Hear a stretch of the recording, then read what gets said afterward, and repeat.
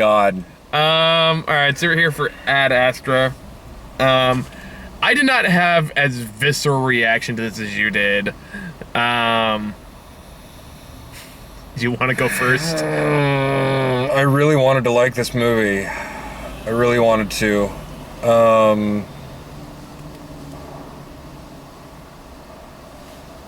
God damn it.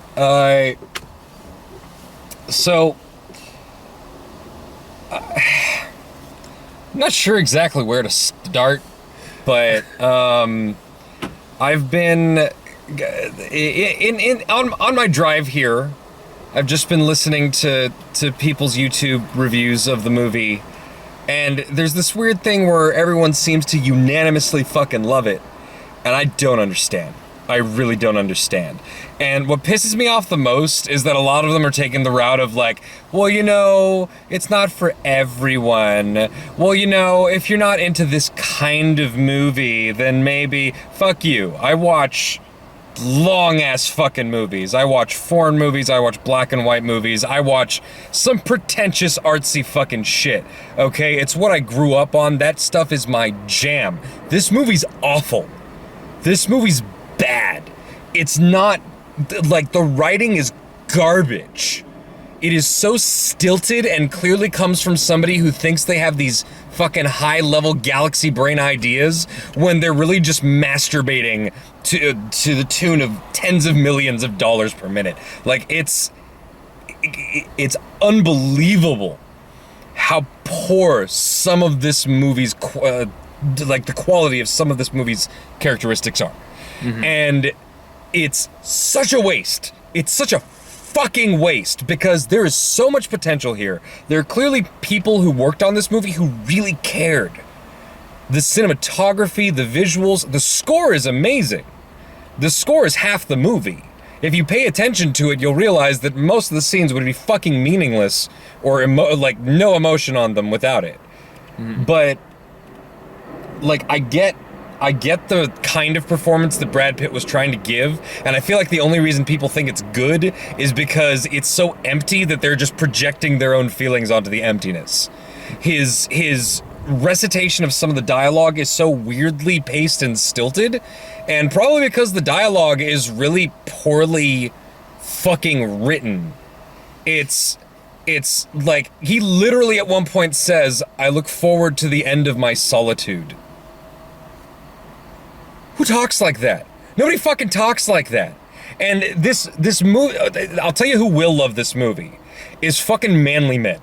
Fucking people who miss cowboys, and people who are just stoic men who are better than everyone around them because they don't have emotions. And like, it's, oh my God, it is such garbage. It is such incredibly pandering.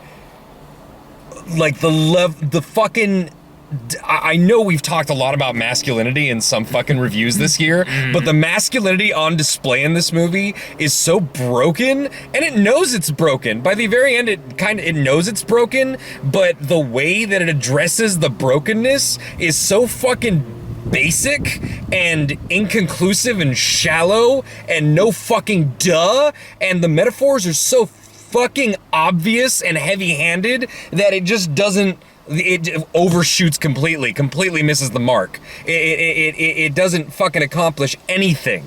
It's just a very basic fucking story about a man who's shut himself off and dedicated himself to his career, and then realizing he has fucking daddy issues.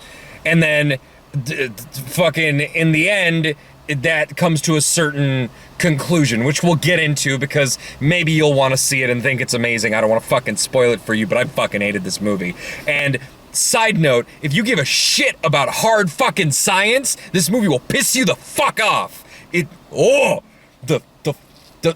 a movie that got so many things fucking really well done, the science in this movie is such fucking garbage. The logic in this movie is so fucking stupid. It doesn't make any fucking sense at all. None. So fuck this movie. Jesus Christ, fuck this movie. Oh God, I'm so upset that I fucking drove 60 miles either way to fucking watch this movie. I'm glad I saw it in the IMAX for the visuals and shit, but considering the quality of the rest of the movie, I would have been fine with a normal fucking Dolby that was 10 miles away. Like, I don't give a shit. This movie was a fucking waste of however much the fucking budget was. It's a waste of Brad Pitt. He's on, like he's on fucking NyQuil the whole movie. And it's a waste of every single fucking supporting character that they brought in. The only one who even remotely gives a decent performance are the really old guys. And they don't have a lot to work with, and so it kind of still fucking fails. So yeah, I'm like, the more I think about it, the more it pisses me off. And right now, when I came out, I was like, it's a 6 out of 10. And then like before I got on the highway, I was like, that was probably like a 4 out of 10. And it's just, I'm getting more and more angry. How'd you like it? I thought it was fine. No. See, I feel like you came out of this the way I came out of Mother the first time I saw it. I possibly. Because yeah. I fucking hated that movie. Yeah. And when I saw it with Grant, he thought it was fine. I came out of there seething angry. Like, you can watch that review and just watch me yell at Grant for like 30 minutes. I see, with Mother, I can at least see the heavy-handedness of it as just being a giant fucking middle finger to religion.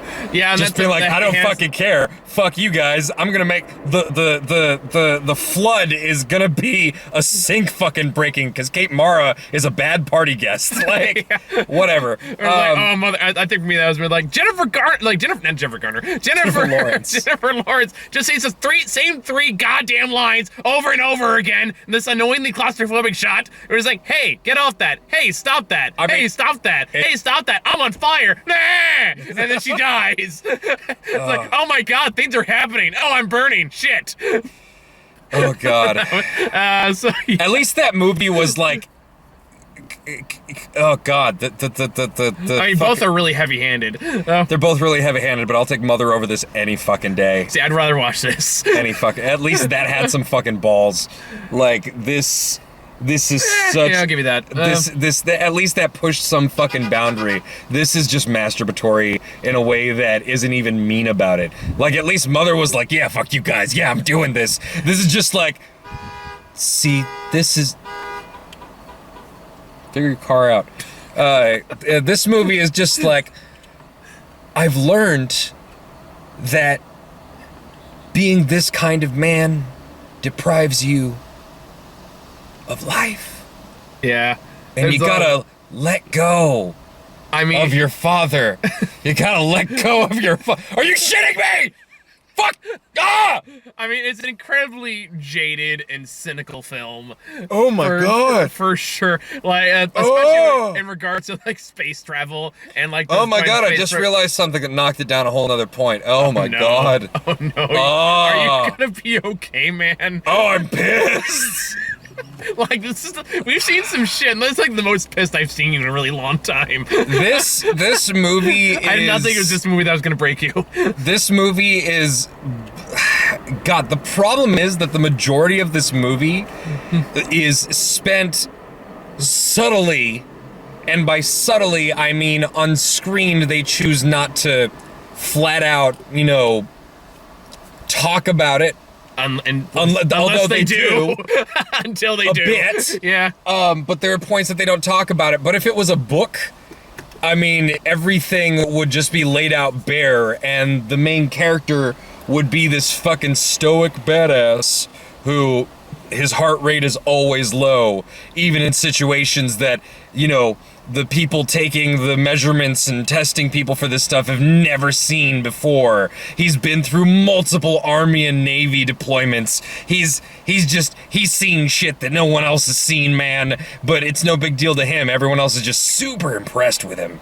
And he just fucking doesn't break, ever. He doesn't break. He very calmly handles situations. And the problem is that my problem with, this is probably gonna be one of those where I just rant most of the time, and you just chime in with like, this case is like, I'm glad you have something to say about this, because outside of like, wow, the visuals are pretty. The visuals are great. Yeah, the visuals are great. The visuals are really cool. And, like, but I don't really have a whole lot to say beyond that, because I was in a good mood going into this movie, because like, you know what, I was in a good mood going into this movie. Well, here's the thing. I repeated it chapter 2. Where it's like, I got really good news today. I've earned a drink. And I got a really tall beer.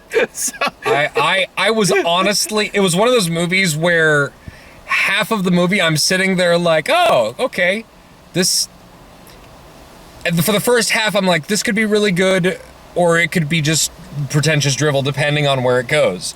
And for some people, apparently a lot of fucking people, I don't fucking understand. To be fair, a lot of people on IMDb that think this movie is amazing either have over-embellished writing and are clearly like in their early 20s or late teens, or just don't know how to spell in general.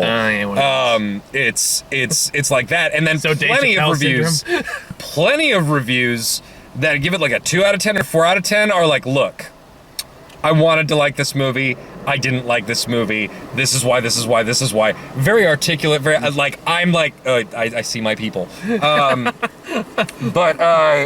Okay, so he doesn't crack, and the situations that should be stressful, but he calmly handles, it's not handled like, you know, he doesn't handle them like he's a man in charge. He handles them like he's bored.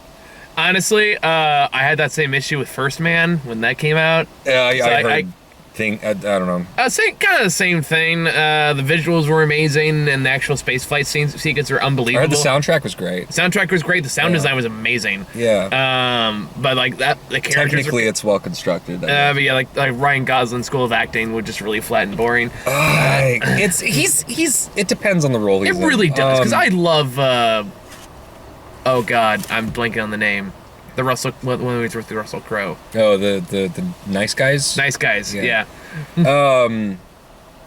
Okay, so, I mean, you could tell what we think about it. We're gonna go spoilers free from this point, so, strap in, because I got shit to say. I'm gonna send an alarm. Okay, now go ahead. Okay. Do you want to time it? Just you know what? I'm gonna start the stopwatch. See how we go. It's gonna be midnight by the time we're done here. It's good that I didn't fully charge his camera. What time is it right now? It's 10:30. All right, cool. No, I checked, by the way. The Blade Runner review is only 2 hours. The movie's 3 hours, all right? Okay. Your claims are unfounded. However, the Blade Runner review is longer than a lot of movies. It is the longest review we've ever done. So, unless you count collectively the Endgame review, but yeah, I suppose we had a good amount of stuff. I feel like the Endgame review was a good conversation. It was. Okay, so let's start off with what? The fall off the tower. This looked movie really pretty. Yeah, no, it was really well done. I was impressed with the tension of that scene. This movie has a few scenes of really well constructed tension. And the scale between like looking at the Earth and the antenna I like that. That was amazing. I enjoyed that. Great. I like the whole idea of him going into a spin and there not being enough atmosphere for him to level out. I was like, oh, that's interesting. They're kind of raising the level, but it was very apparent that the approach towards science, like hard science, was definitely not very deep. The people who were approaching this movie from a technical level, they weren't really thinking about it, and that becomes worse and worse as it goes further on. Like in the last 15 minutes of the movie, there were 3 separate things that fucking irritated me.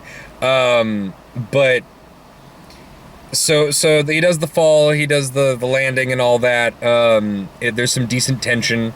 But I get the feeling that the next time I watch it, knowing what will happen, there won't be any tension. It's not well constructed in that sense. And then it turns out that, the surge happens, and the moment from the trailer where his wife is telling him about the surge, no, that doesn't happen. Oh, yeah. He doesn't actually interact with his wife at any point in the movie. Yeah, that's what I was like, this must have been the easiest fucking paycheck Liv Tyler has ever collected. They didn't, like, they act in the trailers like he has a relationship with his wife. He doesn't.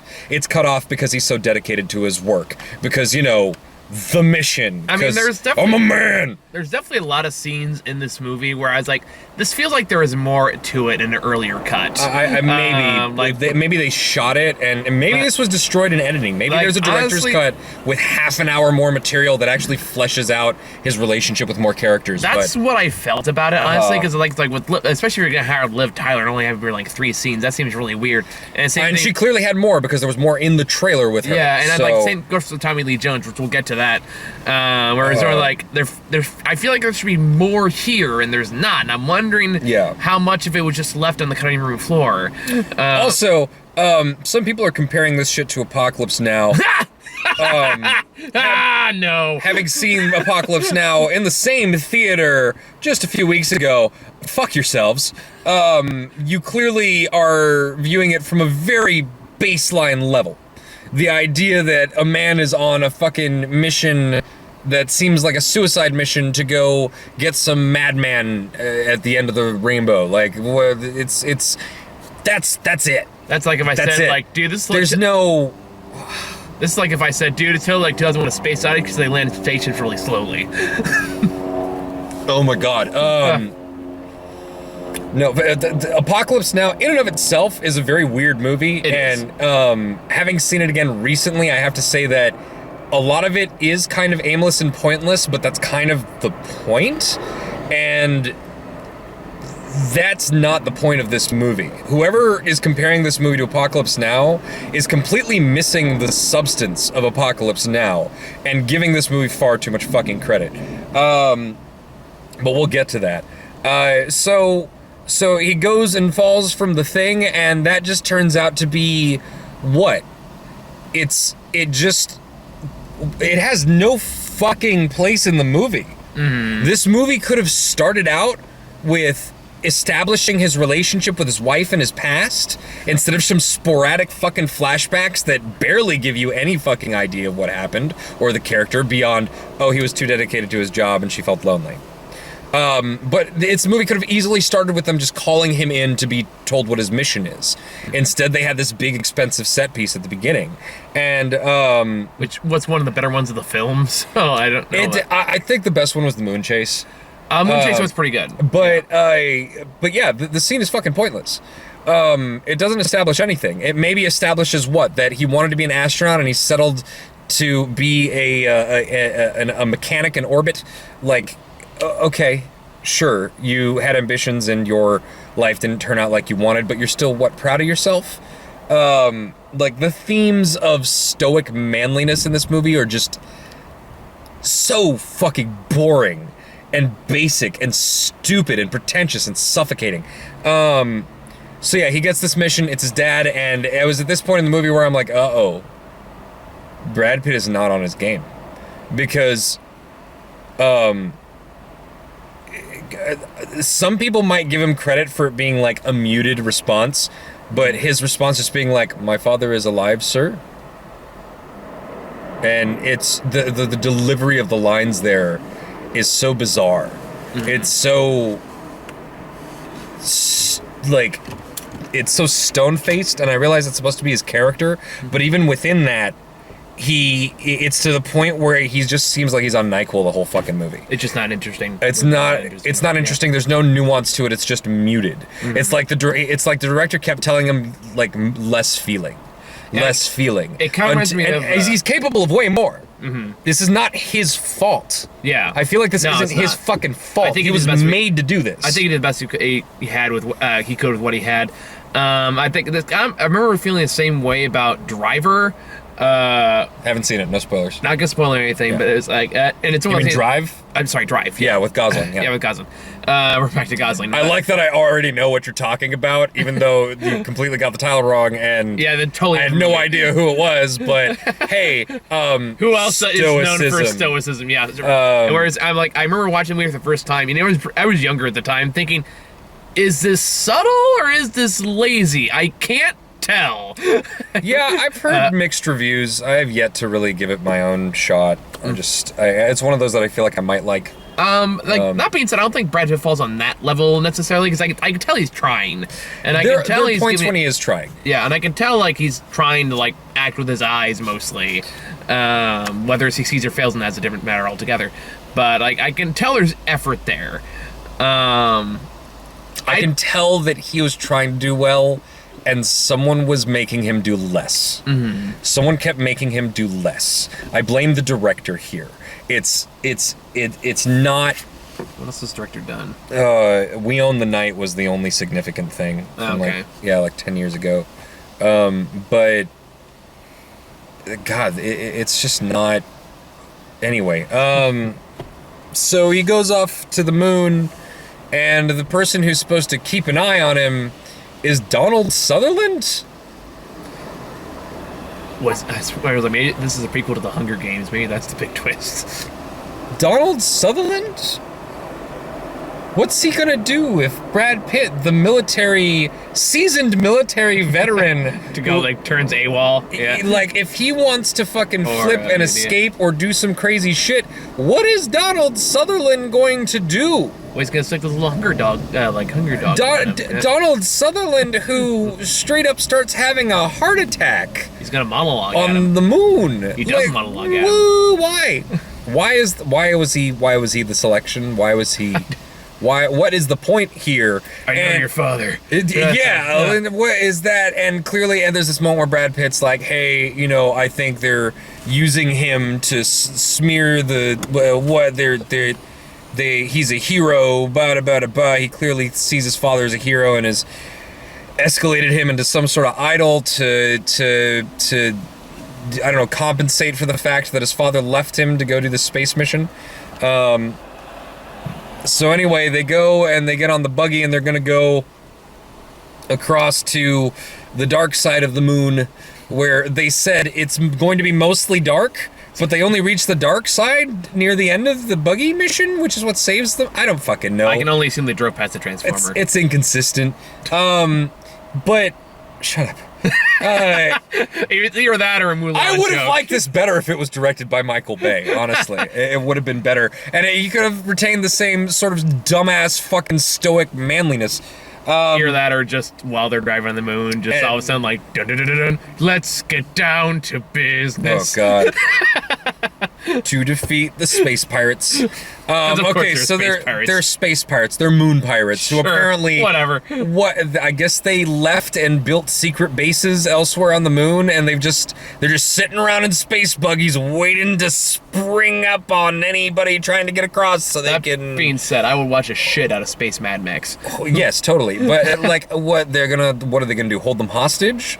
It seems like their goal is to murder everybody on the other buggies. Yeah, I think it was like scavenge or something. It didn't seem like they were trying to preserve the buggies at all. I don't know what their goal was. It was just like, haha, pirates are gonna murder you. Ahoy, mateys! And again, if you just view this from the lens of Space Cowboy. Sorry, I just got the Futurama song got in my head. We're whalers on the moon. We carry a harpoon. This movie makes a lot more sense if you just view it from the perspective of Space Cowboy.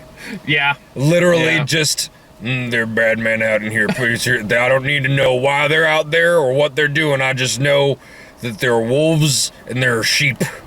And they're sheep dogs. Are you fucking quoting American Sniper at me? No. American Sniper is quoting a common, Yeah, I'm familiar philosophy. I'm familiar with it, yeah. Which is especially popular amongst, people who basically believe they're bad guys, they're good guys, and they're weak people. Yep. Which my favorite version of is admittedly from Team America. They're assholes, they're pussies, and they're dicks. Yeah.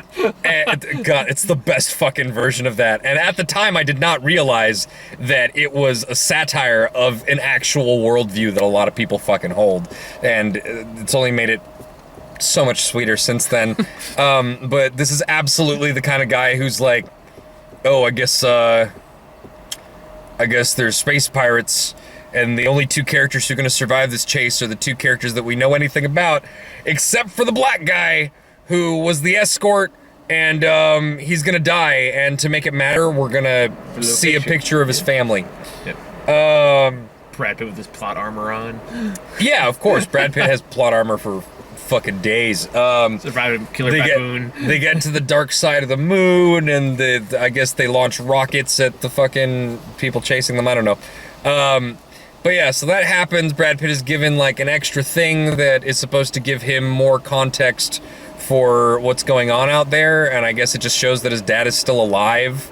But I don't even know what the purpose of that chip was, really. Wasn't it like to reveal that like his mission was to like blow it up if it turns out he was evil or something? No, that was later. Okay, so oh yeah, no, it does reveal that. It also showed footage from that. But the belief is that, you know, Tommy Lee Jones has gone rogue and is unleashing giant antimatter waves. Because I guess he just said, I guess you need antimatter to go to Jupiter. Why did they have antimatter on the plane now I think about it? Okay, I'm just gonna straight up say I don't even want to dive into why this movie's use of antimatter is so fucking stupid. Like, if you know anything about fucking antimatter, the way this movie utilizes it is basically as some, like, I don't know, it's magic space dust. Like, it gives you superpowers and it can be used to just unstabilize the solar system, and he's got antimatter. It's woo, space magic. I like how you're like holding your hands together like neocortex. If an atom of antimatter touches an atom of actual matter, it results in an explosion of incredible proportions. The idea that this, I don't know, was it antimatter propelled? Like, I mean, apparently not, because to get there in a normal fucking rocket, it takes 2.5 months. Jesus Christ. Also, 16 years. Sent out there 16 years ago. Takes them 2.5 months to get there. Why was there not some kind of exploratory mission up to this point? The wait time was 80 days. 80 days for him to get out there once the mission starts going. They couldn't do this sooner? What the fuck? What the fuck? So this movie goes, and Donald Sutherland does this whole thing where he's like, I'm having a heart attack, but you need to go. Go! And Brad Pitt goes. And like, all right. Gets on a spaceship and, you know... Don't worry about me. Go without me. Okay, you want to hang around for like a minute, or...? So he hops... I can wait 2 minutes till the doctor I mean, I called them. But so he gets on the rocket, and there's this really nice, well-meaning guy who's the captain, and the lieutenant, the co-captain, the co-pilot is just a complete and utter, you know, pussy. Or sheep. You know, the captain's a nice guy, but on their mission to Mars, they get a Mayday signal. And Brad Pitt's like, we can't let the signal distract us from the mission. Someone else can check it out. And he says, we are obligated to help. Because how dare it? Like, God forbid. Now, let's, again, space cowboy, real conservative mindset here. This movie is basically saying that people who stop and help are fucking stupid. Yeah. And they get themselves killed, and they jeopardize the mission because they care about people in trouble. Like, fuck you, got mine mentality. This movie goes, they head off into the spaceship, and Brad Pitt's like, alright, I'll come help you, I guess. And well-meaning captain gets his face punched in by a space monkey. Because this ship was apparently doing experiments on baboons. And, it just pops like a zit, which is kind of interesting to watch. I mean, the baboon, first off, apparently can breathe in space. And, vengeful fucking baboon. Right? And it's just very angry. It's been bored, I guess, and it just wants to beat the shit out of living things. And, it looks like it escaped the Zootopia sequel. It's... What? I don't know. Yeah, it was a very expressive baboon, is all I'm saying. It was an angry CG baboon. They went all rabid in the Zootopia movie, remember? Oh, yeah. That was like the whole thing. Yeah, whatever. Now, Brad Pitt manages to escape and fucking hit an emergency thing and depressurize the space the baboon's in, And then he puts duct tape over the captain's broken helmet, even though he's clearly already dead. I know, right? And pulls his corpse with him out there. And they have this very slow... it's supposed to be emotional, where the dude is just sent out into space. His body's, space buried. Would have been great if they, shot, little space arrows, like a Viking funeral. Or just use a giant slingshot, just... But that would have been great. That's what I want to get out if we have space travel by the time I die. Space slingshot. Send me out to the great void. Brad Pitt, just like this tragedy. It's unfortunate. Yeah. But fucking good Samaritans, fucking liberals with their bleeding hearts wanting to help everybody. Just gonna get people killed and delay my mission. Yeah, that's gonna be simple as fuck. And of course they get over to Mars, and right as they're arriving at Mars, right as they're about to start their descent, they get hit with another power surge, which takes out their fucking systems, but not enough to take out their backup systems. I don't know. Sure. They're going, and the rocket's tilting as it's going down, and the lieutenant he's scared. He's like, I think I'm okay, and he doesn't touch the controls to stabilize. Brad Pitt's just like, just take the controls. Take the controls. Take the controls. All right, I'm overriding the controls. I got this. Cool. There's no real reaction from the other crew members there's none of them going like, what the fuck? Do it! Fucking do it! We're gonna fucking die! Do it! There's no fucking reaction. They're just like, dude, I think... Are you gonna, touch the stick or something? He should be doing something, right? Take your time, it's okay. I'm sure it'll be fine. Oh, it's fine. But yeah, So at least not a space monkey. Private Pussbag, as I'm sure some fans of this movie will call him, doesn't do anything, and Brad Pitt is looking out the window at Mars and just talks privately over it. He's like, I won't report this. And he does not wave at Matt Damon, which is very rude. I thought of Matt Damon a couple times in this movie. Both the Martian version and the Interstellar version. Oh, yeah! But I forgot Matt Damon was in Interstellar. I just remember, at the very end, I was like, oh, don't go Matt Damon on us. But yeah, so, they go to the planet. He goes and does the whole thing where he's going to communicate with his father. Now, why did he have to go to Mars? To send a message.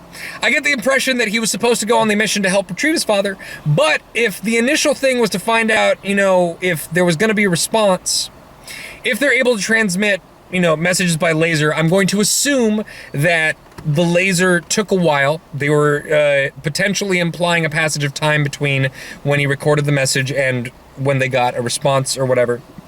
But if they're able to get a message by laser to and from Neptune, from Mars, why couldn't they relay that message from Earth to Mars? Well, what didn't they explain that Mars was the only facility that was still working after the surge or whatever? Because I thought that's what they said. That's why they went to Mars to begin with. Okay. I think that was our in-universe reason, was because of the fact that it was the only one that was left working. Okay, then how did the people on Mars get the mission parameters? That is a very good point. This movie's stupid! Maybe we... No! Don't you defend this shit. You know it's wrong. So anyway. And also, just another little thing that annoyed me. Brad Pitt ate no poop potatoes, and I'm very disappointed. Poop fries. Poop spuds. Friesies. Alright. Well played. Okay. So anyway, he goes there, he has this he reads the message very, in his wooden fashion. We both worked in radio, we've heard that delivery. Oh yeah.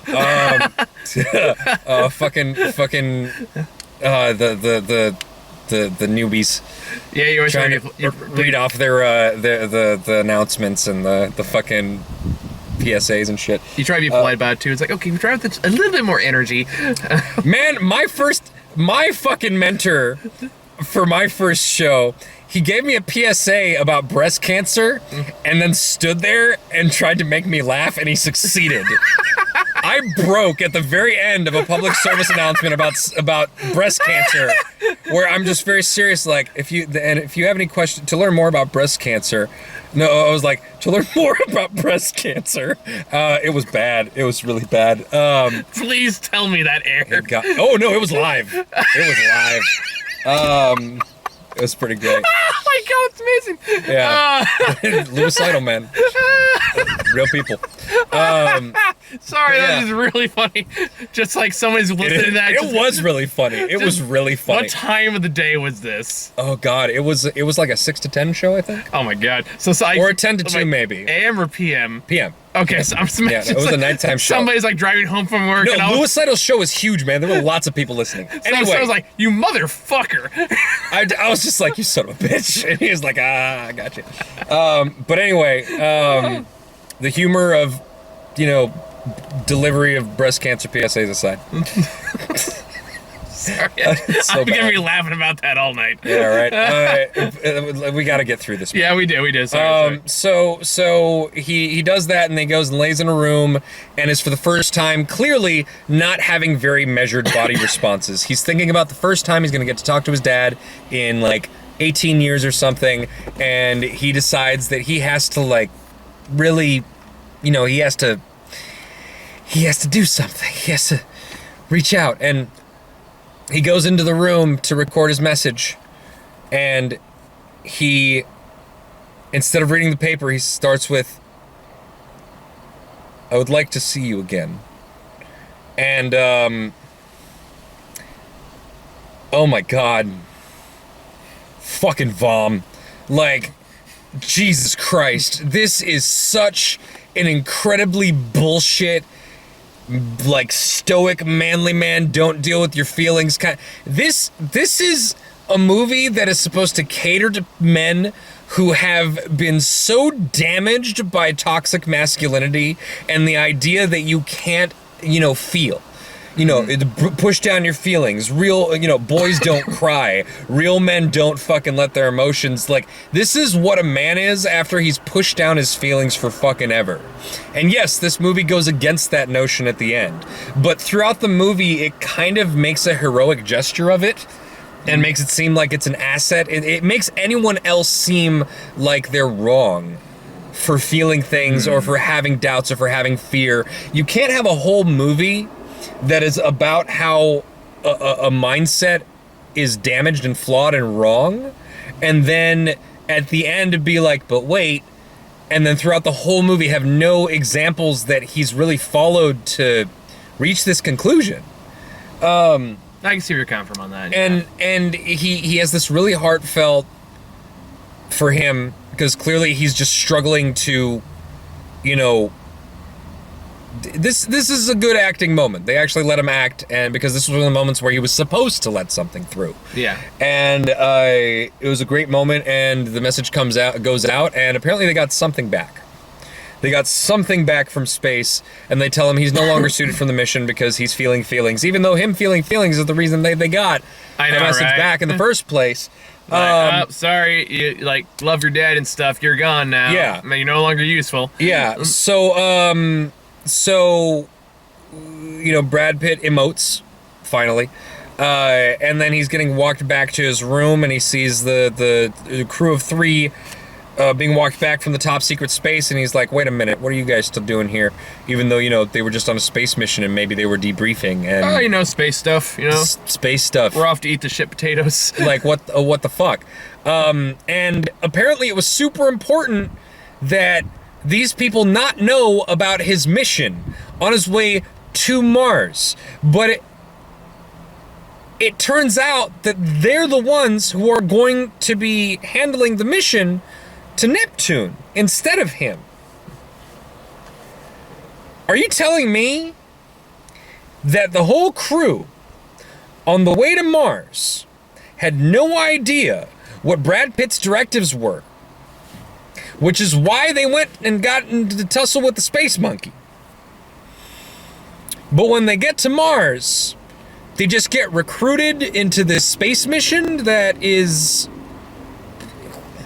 They're all down to be sent to Neptune. Well, I mean, they made it to Mars. That only makes sense. I mean, like, Neptune takes 80 days. Mars just takes 30 seconds. Did it take 30 seconds? I thought it took like... Okay, no. Okay, you're fucking with me. It's a Jared Leto reference. Oh, okay. You do not know his band, 30 Seconds to Mars? I get the joke now. Okay, good. Also, one of my favorite jokes in Pop Star is still, how many times do I have to tell you 30 Seconds to Mars is a band, not a unit of measurement? But yeah, so they get there and Ruth Negga takes him aside and he's put into a room to try to calm down. Ruth Negga gets access to him somehow, for some reason. I don't know, he's top secret, but she just walks in the room and then walks him out and goes off to a space and tells him like, hey, your dad killed everybody on that ship for the sake of the mission. And my parents were some of those people. And now you're responsible for that. Why? Reasons. Aren't they already sending a crew out there to kill him? Plot. Why is Brad Pitt? Why? Ruth, you're not making any sense, and I love you. Also, what the fuck did Natasha Lyonne show up in this movie for 2 seconds? That was weird. I didn't realize she was in it. I was really happy to see her, but I was like, wait, what the fuck? She's hearing on. So yeah, he decides he's going to break into the ship as it's taking off. And to get there, he's going to go through an underground Mars lake, because there are underground lakes on Mars. Sure. And he pulls himself along the line, because that's a thing that's down there for some reason. Metaphor. And into the darkness. And he climbs up the supports around a ship's rockets and gains access to an airlock hatch that he's able to open and get into the ship by while the ship is taking off.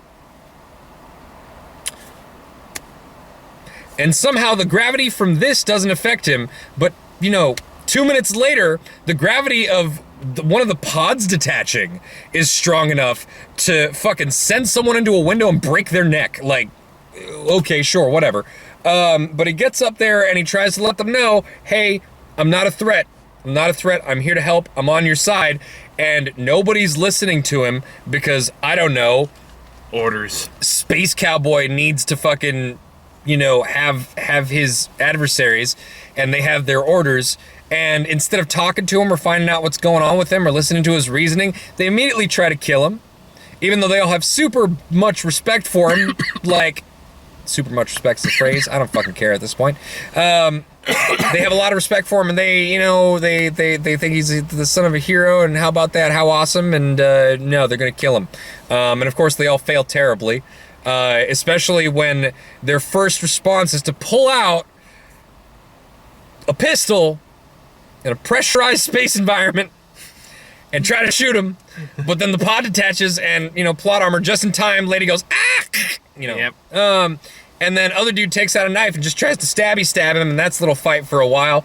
And that doesn't work out. And other dude, Captain, Private Puss, just decides he's gonna shoot at him, and that just hits this thing on the wall that detaches and contaminates the air and kills the other two guys. Brad Pitt still has his shit on, so he's fine.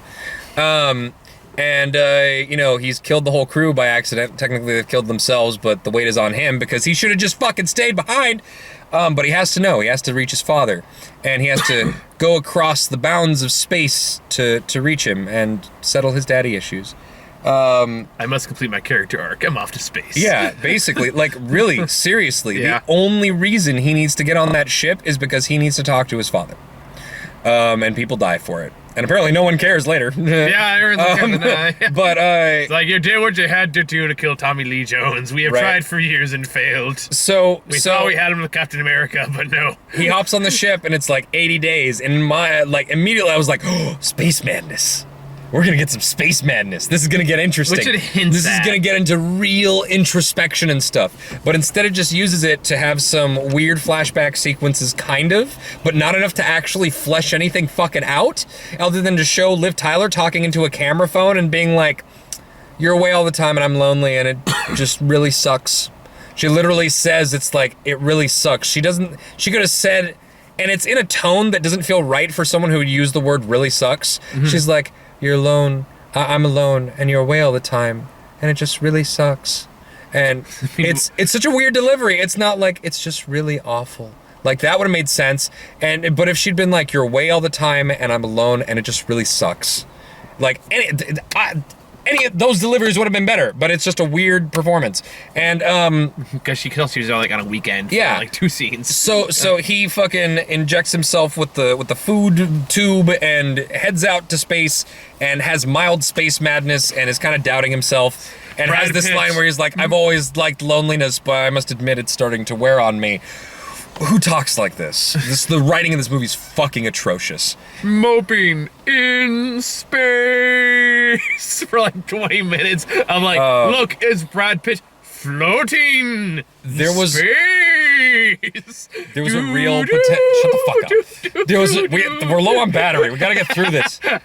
There's a real potential in this scene. I'm just here for witty comments. Sorry, for there to be like a real character dive. They could have really gone into no, I agree. some things with his character or the other characters, and there was this weird glitch on the screen where it showed like the Black family, and I was like, I feel like that could have been something or meant to like allude to something, but it's just a flash and it's nothing. It's just stupid. And so he goes out there and he gets to Neptune and he sees the craft and he's like, all right, we got here. I'm gonna take the little space pod and go out there and do this. And I'm gonna carry my nuke with me. As you do. He goes with his little lunchbox nuke, a briefcase nuke. It's like a briefcase. It's more like a It's like yay big. It's like a companion cube nuke. Yeah. But he goes towards it, and Mr. Perfect on everything botches the fucking connection at the very end, and it's like, oh, cannot dock. This thing is damaged. She's like, all right, I guess we'll just Good send job, it Matt into Damon. space. We'll just send it into space, and I'm just gonna be with my nuke on this ship, and it'll be fine. I'm like, okay, so maybe he's gonna die out here. That's what I was thinking too. So he goes in there and he puts the bomb down, and the bomb kind of sits there, which I don't understand because there's no gravity. I guess there is though. A little bit, but little not bit, like- because he just floats up there. He doesn't lift himself. He doesn't. He just floats up to his dad when he sees him. Maybe there's like a little like lifty thing, like No, a little gravity thingy on the top floor. No. So and right in the back, it's like antimatter chamber. You know, maintain regularly. Okay. Thank God they put a sign there. Yeah, good. It was so handy. So it's, you know, there's space corpses floating around, and then his dad's there. He finally sees his dad, and his dad apparently has cataracts, even though with all the fucking special effects in this movie, they didn't think to make his eyes look like they had any cataracts. Maybe it's just the excuse he doesn't even look at his Brad Pitt. Whatever. and his dad does this thing where he's like, "Is that you? Oh, I'm glad you came." Stop tapping. Sorry. I'm glad you came Nervous out. habit. It's not even I'm glad you came out here. It's like, oh, is that you? Huh? You know, takes a lot of balls to come all this way. But, you know, I never cared about you. Yeah. Never cared about you, never cared about your mom. What was the message he sent back? What did he say? Fuck. What did they son. like really? Like, what was his response to his son? And if he never cared about his son, why did he respond? You know, it's like send hello Dolly. What? Why? Need more musicals. Shut up, Michael.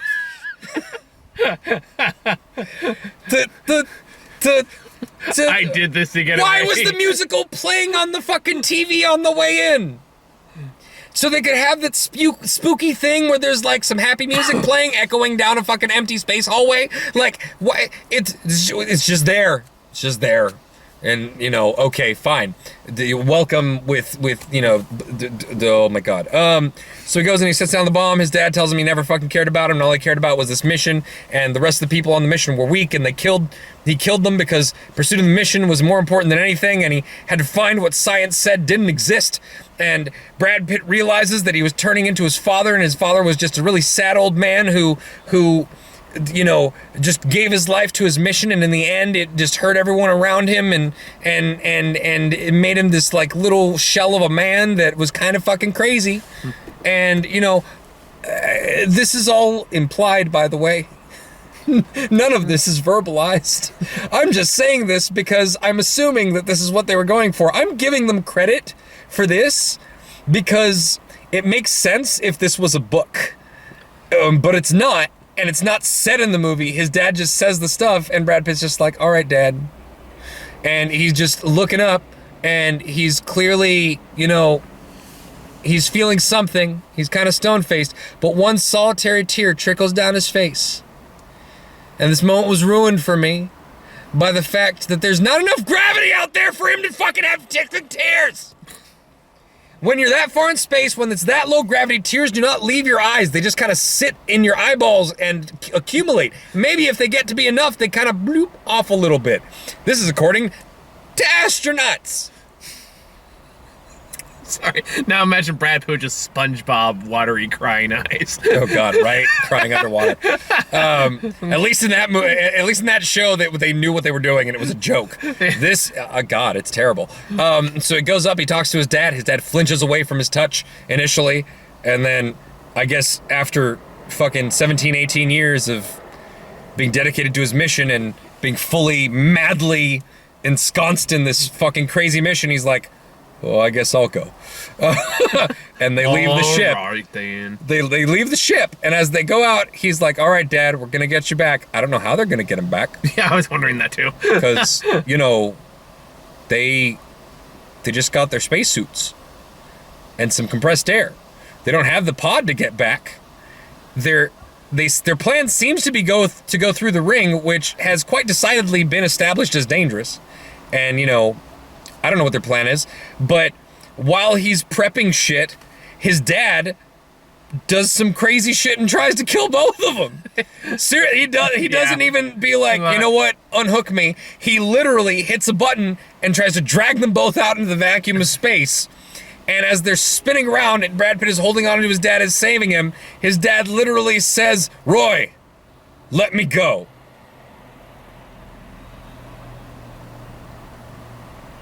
He's trying to get away from it back internationally, that's why. Let me go. The only way. Brad Pitt literally has to complete his character arc by literally letting go of his father. And all of the fucking crazy shit that his form of crazy masculinity has symbolized, and the natural extreme interpretation of where that would go. Because it's unhealthy. This obsession, it separates him from everything that matters, and he's just a lonely man out on the edges of space looking for something that's not there, and pursuing a mission that's ultimately pointless. And he literally lets go of his father. You know why, though? Because then you can just replace him with Josh Brolin. Josh Brolin is better. He is. That was a really good thing. Men in Black 3 was great. But, so that happens. And Brad Pitt has a moment of suicidal, like, why go on? Why even try? Man tears. What is the point of life? I'm gonna Captain America the shit out of this. Is the next one. What is the point of life if I'm, if the mission is, I don't even, he just has a suicidal moment where he has an existential crisis where he's like, I'm out here on the edge of space and I just flung my dad into the void, and this mission was kind of a bust, so I was waiting for the MacGuffin space aliens to show up. Like, it's like, when I saw the shine, when I saw the shine in the ring, I was like, are they actually going to do something interesting? I know, right? And no, they weren't. I don't know what that was. That supposed to be the ship? Was it supposed to be? Was it supposed to be God? Was it supposed to be God? No. I was thinking it's like the Eye of the Beholder, some bullshit. That's what I was thinking. Exactly. It's meant to be what you want it to be. This movie is really great at just not putting meaning to anything in hopes that you'll assign some meaning to it. Ask me what and apparently that worked for a lot of fucking people, but it didn't fucking work on me. It was just the sign of someone who just was like, take these ideas of someone who's cynical about society and humanity and life and space travel is just focused on the mission and da-da-da-da-da. And I think what would have been a great twist is it turns out this exists in the same universe as The Dead Don't Die. And it turns I didn't see that. That one of the characters turns out to be an alien in that movie. Yeah, whatever. And she leaves in a spaceship. So that spaceship showed up and saved great. Cross it over with UHF too, then. I don't care. But But so he goes and lands back on the spaceship that's gonna blow up in 3 hours, I guess. I guess the whole sequence of him leaving took 3 hours. But he goes and he unpins the panel, because I guess that's okay. That's how it works. He unpins the panel that's on the spinny thing and uses the momentum from the spinny thing to launch himself and holds the panel out. Now, when the Captain America throws his mighty shield. this is dumb. Yeah. This is fucking dumb. He straight up just uses a panel from a spaceship to deflect all these space rocks as he travels through the ring. Now keep in mind, momentum here is weird. None of the rocks that hit his shield slow him down or deflect him.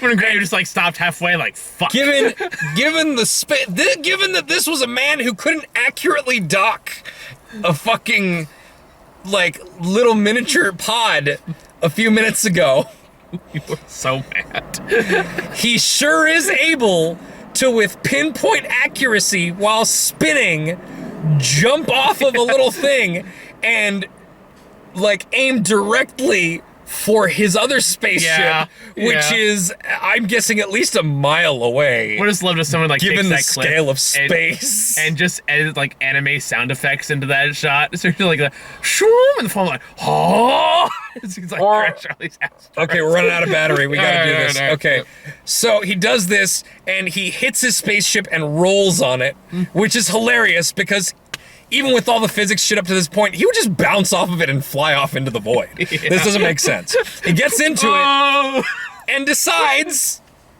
that he's going to use the propulsion of the nuclear explosion to fly towards. How is he in relation to the explosion in exactly the right position to go directly in the direction of Earth? Star Trek rules. And there's no fucking thing. Like, when he's going towards Earth, I don't know if he goes into hibernation or something. There's no explanation.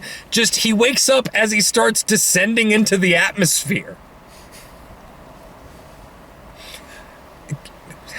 High art, man. I don't know, man. But the explosion, like, he does the shield thing, and I was like, this is dumb. But then the explosion thing was, like, way dumber immediately somehow. And that was, like, this great climax of the movie. Scotty's in the engine room like, I'm giving it all she's got, Captain. He goes, he lands, they get him out of the craft, and he's happy to be home. Oh, yeah, and that's when he's about to get exploded on. He goes, I look forward to ending my solitude and returning home once again, or some shit like that. It is incredibly bad writing. And he goes and when he gives his final psychological report, he says, I'm fine, the mission is done, and I am going to love, I'm going to trust the ones closest to me and share in their burdens, and they will share mine.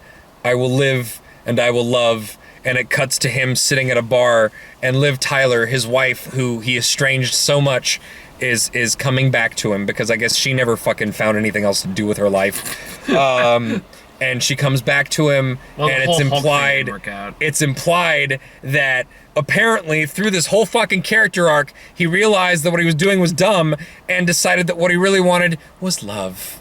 And there's nothing that he could have learned this from through the movie other than, wait, I've wasted my life being an asshole like my dad. Maybe I should open up a little. And that's the whole arc of the movie. The whole arc of the movie can be summarized in I thought being stoic and focusing on a mission like a manly man was the good thing to do, and some people are weak, but I'm not. But apparently it turns out that, you know, I was like my father, and I don't want to be like my father who hurt me, and I'm going to choose to fall in love with a woman and settle down and, you know, actually have a relationship this time. And that's the whole fucking movie. That is the pretentious high art bullshit that this whole fucking movie is trying to get across. And it's garbage. It's fucking garbage. It is a waste of everything in this fucking movie. It is a waste of the acting talent. Unless rants all right. It's a waste of the fucking acting talent. It's a waste of the cinematography, the special effects, the score, all of it. This movie is a fucking waste. Well, when you that's put it like that, it sounds like a bad movie. It's honestly, I'm at the point where I'm almost at a 2 out of 10. Honestly, the more you just talk about it, the more like, okay, yeah. Yeah, no, it's bad. No, you've convinced me. It's bad. It's bad. It's really bad. It's really, really, really bad. And I fucking love, like, it's not that I don't have a tolerance for this shit. I fucking love A Space Odyssey.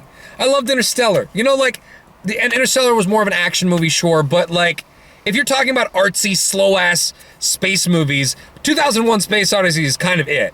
And I fucking love that movie. People comparing this movie to that movie? No, you're wrong. Sorry, I don't fucking agree. And maybe you just have these ideas about, maybe you have daddy issues. And I know that a couple of the reviews I've seen that loved it are from people with daddy issues. So, you know, I don't dare. Maybe if you got some issues with your, granted, we got a lot of bad dads in this country. This country does make a lot of a big deal of, you know, men being a certain thing, and some dads like to encourage that, and a lot of men have gone through this character arc. And, you know, maybe it'll mean something to you. But it's so interesting you talk about that right before I have to go see Rambo tomorrow. Honestly, it's pretentious drivel. And I fucking hate this movie. I hate that I wasted my time watching it, and I'm upset. I don't share your hatred, but the more you've talked about it, the more like, okay, yeah, it is kind of a shitty movie. So at the very least, you've convinced me. So take that for what it's worth. Hooray. Just I've had a great time tonight. I don't know about you. Go see something else. See, if you're entertained, they'll be entertained. Yeah. My rage is entertaining, apparently. So let's. I mean, to be fair, so is mine. So. Oh yeah, no, it can be. Anyway, the highlight of the movie for me was the trailer for Countdown. Which came before. It's a killer app. They somehow avoid using that phrase during the trailer, but the catchphrase at the end of the line is still death. There's an app for that. I'm like, wow. Oh man, this movie's bad. I want to see it. It looks so bad. I was laughing through the whole trailer. As long as it's not like unfriended. It looks like good bad. It looks like good bad. So anyway, yeah, at Astra. Yeah. More like Astra. Yeah, fucking. Yeah, I'm done. I gotta go see Rambo tomorrow hopefully with somebody, because I don't want to watch that alone. I mean, I would, but no. Nah, you've done your time, man. You're good. Yeah. And then Laura's gonna kill me if I don't see Downton Abbey. So me and Sarah are gonna talk about that one sometime next week. Luck. I watched an episode. I don't think it's my thing. Yeah. We're low on battery, dude. So. Oh yes. All right. Well, I'll see you guys next time. Thank you for like and subscribe and all that, please. Look out for my next editorial out in a day or two. So, yay! It's a big one. I worked hard on it. Nice. And that I sent What's it about? I found a way to tie in DuckTales and Into the Spider-Verse. Right. All right. Cool. Yep. Comes out in a should couple be days. Interesting. Oh yeah, I'm really happy that turned out. So, all right. Now available on our Patreon if you want to take it out now. All right. Have fun, y'all. Bye, guys.